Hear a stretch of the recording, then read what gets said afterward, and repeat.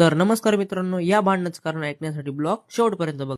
आपल्या ज्या सुंदरीच्या व्हिडिओला 100K व्ह्यू गेले त्या सुंदरीवर तुमचा भाऊ जिमला निघाला. मग तुमचा भाऊ पोहोचला जिम मध्ये पोहोचल्यानंतर आपल्या लाडक्या मारुतीरायांचं दर्शन घेतलं. तर जय शंकर मित्रांनो, मी तुमचा सर्वांचा लाडका हर्षद शेवाळे. मग तुमचा भाऊ निघाला भाऊ काकांना सोडा, तेही आपल्या सटाण्याच्या लाडक्या स्टँडवर. मग काकांना इलेक्ट्रॉनिक बसवर बसवून मग तुमचा भाऊ निघाला भाऊ घरी आल्यावर बघितलं तर कांदे लावायला आपल्या घरी माणसं आली होती.